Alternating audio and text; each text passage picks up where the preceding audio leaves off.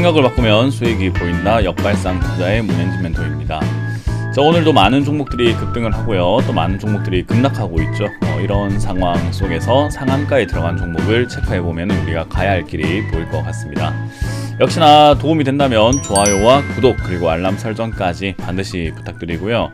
그리고 이번 주 화요일과 일요일이죠. 제가 무료 강연 여러분들 공부방 준비해놨으니까요. 많은 분들 오셔가지고 또 주식에 대한 공부 그리고 통찰력을 키워가시는 시간을 가져가 보시면 어떨까라는 조언 드릴게요. 자, 일단 시장에 먼저 코멘트를 좀 드린다라고 한다면은 일단 오늘은 저점을 테스트하는 날이었다라고 보시면 될 것 같습니다. 지수가 2975포인트가 지난 1월 말쯤에 생겼던 저점 포인트죠. 요 포인트를 오늘은 계속 테스트를 하고 있는데 일단 장중에는 밑으로 쭉 내려갔다가 장 마감쯤에는 꼬리 달고 올라오면서 마무리가 되고 있어요. 그렇다는 말은 일단은 지키려고 노력을 한다라는 것을 우리가 체크 한번 해볼 수 있죠. 여기 지키게 되면 이제 하락하지 않는 건가요? 아직은 모르는 겁니다. 왜냐하면 흐름 자체가 계속 내려가고 있는 추세이기 때문에 지금 여기서 오늘 조금 버텼다고 하더라도 내일 무너질 수도 있는 자리, 그러니까 오늘 조금 버텼다고 하더라도 살짝 올라갔다가 다시 내려갈 수도 있는 자리이기 때문에 마음의 여유를 가지기에는 조금 이른 감이 있는 시장인 것 같습니다. 그래서 시장 자체가 아직까지 단단하지 못하고 바닥을 완전히 잡은 건 아니기 때문에요. 역시나 추가 매수라든가 신규 매수를 적극적으로 하기에는 부담되는 자리다, 이렇게 생각하시면 될 것 같아요. 그래서 일단 이번 주 자체를 월화수목금 전체를 여러분들이 이게 저점을 잡는 포인트가 될 수 있겠구나, 그렇다는 말은 지금 이 시기만 잘 넘어가게 되면은 상승의 흐름이 다시 나와주든 아니면 저점이 무너지면서 하락의 시작이 되든 뭔가 흐름이 나올 수 있겠구나 라고 생각하면서 조금 전환점 정도로 생각을 하시는 게 좋을 것 같습니다. 여기서 이제 시장이 밀리게 된다라고 한다면 결국은 2700포인트 언저리죠. 700에서 800포인트 언저리에 만들어졌던 저기 머물러졌던 저 횡보 자리까지는 밀릴 수 있다라고 체크해 보시는 게 좋을 것 같아요. 그래서 여기 밀리게 되면 2700까지 밀린다, 그 말은 많은 종목들이 조금 더 많이 빠질 수 있다, 더 내려갈 수 있다라는 것을 또 암시하기 때문에 조심조심 매매하시는 것이 옳다라고 보시면 됩니다. 이와는 반대로 이제 코스닥 같은 경우는 지난 저점을 무너뜨렸죠. 이미 어제 무너뜨리고 내려가는 상태이기 때문에 지금 하락세로 약간 전환되어진 모습이 아닌가라고 보시면 좋을 것 같아요.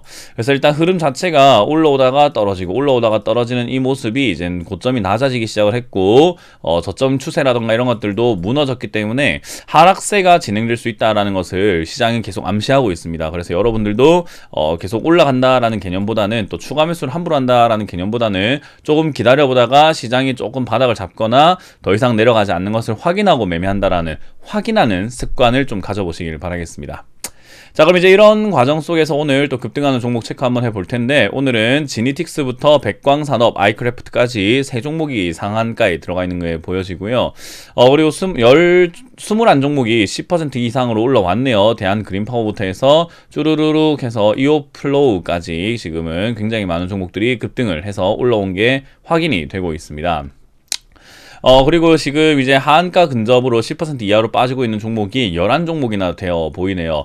윤석열 관련주들이 좀 많이 빠지는 것 같습니다. 보게 되면은 이제 웅진 싱크빅, 우리 파평 윤씨 지급안이 지분을 갖고 있다라고 해서 이렇게 들고 올라온 기업인데, 저희 같은 경우는 이렇게 윤석열 관련주로 엮일 거라고 생각하지 않고, 이거는 지난주죠. 지난주 금요일에 이렇게 사놨는데 갑자기 월요일 급등해서 저희는 매도했거든요. 그러니까 생각보다 생각지도 못한 이슈로 급등을 해서 그냥 팔아치워 버렸습니다. 원래는 이렇게 하루 만에 팔 생각은 없었고 조금 중장기적으로 보려고 했는데 생각보다 빨리 올라왔으니 빨리 치워야 되겠죠. 그래서 요걸 팔고 난 다음에 저희는 오늘 어제 이제 요걸 팔고 모베이스를 매수를 해놨는데, 어제 모베이스를 매수했는데 오늘 또 급등 나와서 오늘도 팔아치워버렸죠. 그래서 이틀 동안 두 종목 모두 매도했는데 이걸 사신 분들은 조금 안타깝게 되었습니다. 모베이스는 푹 내려왔고요. 웅진 싱크빅도 급락을 했다라는 거죠.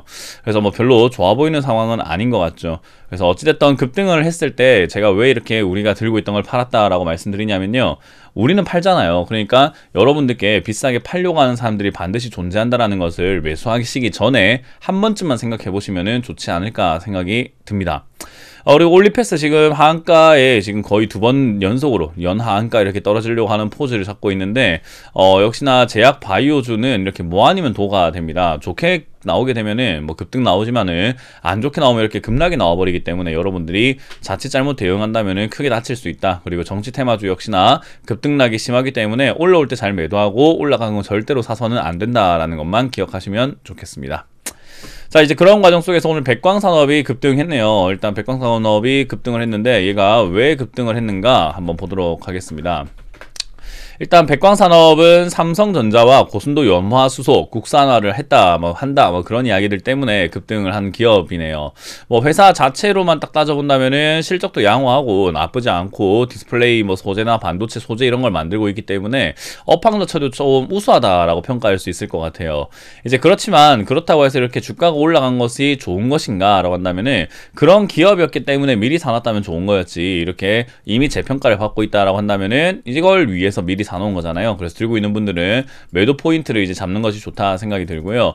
제가 보기에는 5,000원대 이상까지는 한번 시도하지 않을까 싶습니다. 그래서 들고 있으신 분들 5,000원대 이상에서 매도하시는 것을 포지션으로 목표로 잡고 대응하시는 것이 옳겠다라고 전략을 드려볼 수 있을 것 같네요.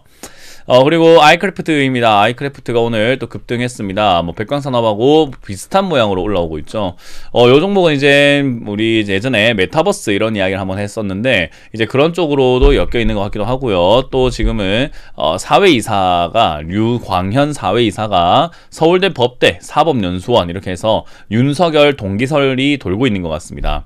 그러다 보니까 지금도 이렇게 윤석열 관련주로 급등하고 있는 모습인 것 같아요. 요즘 시장은 이제 윤석열 관련주가 뭘까 하고 찾아보는 그런 장이 돼버린 것 같습니다. 윤석열 아니면은 급등도 못하는 것처럼 윤석열 관련주를 어떻게든 간에 엮으려고 하는 것 같아요. 어제만 하더라도 진바이오텍 충남 공주시에 공장이 위치한다고 하죠.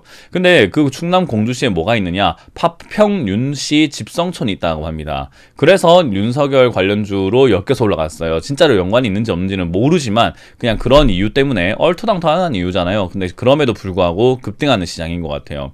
그래서 여러분들이 기업에 대해서 잘 모르시거나 잘 체크해보지 않는다고 한다면은 얼토당토 안 한 종목이 급등해서, 적자가 심한 기업이 급등해서 여러분들이 어머 윤석열 관련주니까 좋을 거야 라고 잘못 매수하는 경우들도 생길 것 같습니다. 그래서 지금은 오히려 저는 윤석열 주의보가 내려야 된다, 그렇게 생각이 들 정도로 좀 조심해야 된다라고 보여지네요. 그래서 여러분들이 윤석열 관련주들이 잘 잡으면은 득이 되지만 못 잡으면 독이 됩니다. 그걸 항상 기억하시면서 저는 개인적으로 이런 종목들 역시 들고 계시는 분들은 이런 이슈로 올라왔을 때 잘 매도하고 나가면 된다라고 말씀드려보고 싶네요. 자, 그리고 지니틱스입니다.